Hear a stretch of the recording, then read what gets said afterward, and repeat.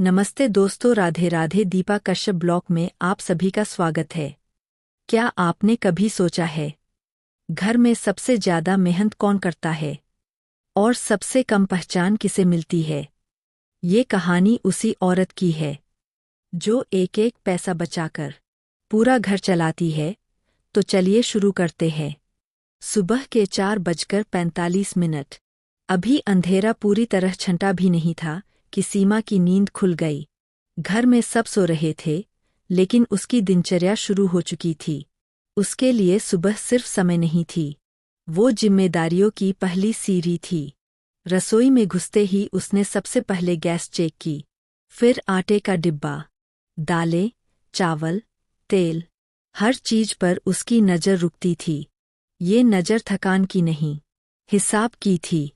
सीमा ने कभी कॉमर्स नहीं पढ़ी थी, लेकिन महीने का बजट बनाना उसे जिंदगी ने सिखाया था।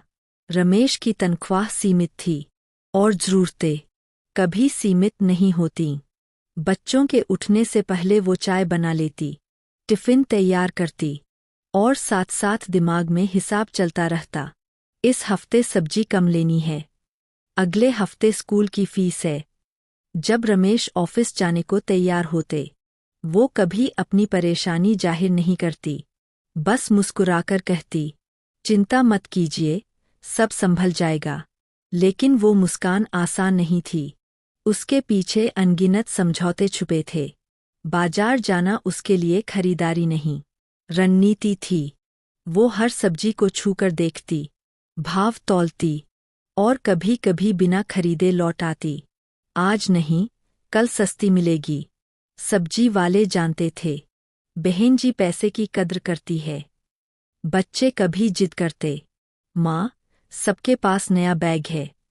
सीमा उन्हें पास बिठाकर समझाती, पुराना बैग जब तक साथ दे रहा है, नया लेने की जरूरत नहीं।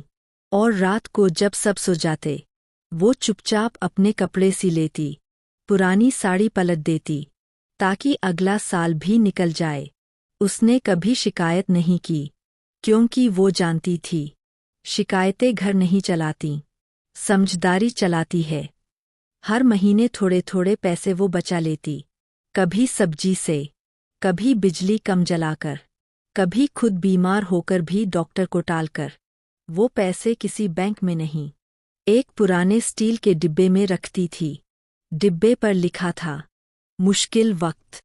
उसे नहीं पता था कि वो वक्त कब आएगा, लेकिन उसे यकीन था आएगा जरूर। और वो दिन भी आया। एक शाम रमेश जल्दी घर लौट आए, चेहरा उतरा हुआ, आंखों में हार। नौकरी चली गई, बस इतना कहा और चुप हो गए। घर में सन्नाटा था, बच्चे डर गए। सीमा का दिल तेज धड़कने लगा, लेकिन चेहरा शांत रहा। उस रात उसने खाना कम बनाया, मोमबत्ती जलाई और मन ही मन हिसाब किया, कम से कम 6 महीने निकाल सकते हैं। अगले दिन उसने वो डिब्बा निकाला, रमेश के सामने रख दिया। रमेश ने जब पैसे देखे तो बोल ही नहीं पाए, इतने पैसे? कब से? सीमा ने बस इतना कहा, हर महीने थोड़ा बचाया, कभी आपके बिना बताए। उस पल रमेश को एहसास हुआ, जिस औरत को समाज सिर्फ घर बैठी कहता है, वही घर को डूबने से बचाने वाली होती है। 6 महीने बाद रमेश को नई नौकरी मिली, हालात धीरे धीरे सुधरे। आज बच्चे बड़े हो रहे हैं। स्कूल में जब उनसे पूछा जाता है, आपकी प्रेरणा कौन है, तो वो कहते हैं, हमारी माँ। सीमा अब भी सादा जीवन जीती है, लेकिन अब रमेश हर खर्च से पहले पूछते हैं, सीमा, तुम्हें ठीक लग रहा है न? क्योंकि वो समझ चुके हैं, घर की असली ताकत वो औरत होती है जो एक एक पैसा बचाकर पूरे परिवार को संभालती है। इस कहानी की सीख बस इतनी है, घर चलाने के लिए सिर्फ कमाई नहीं, समझदारी चाहिए।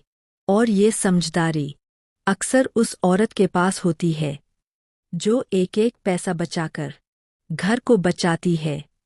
अगर इस कहानी ने आपको अपनी माँ, पत्नी या खुद की याद दिलाई हो।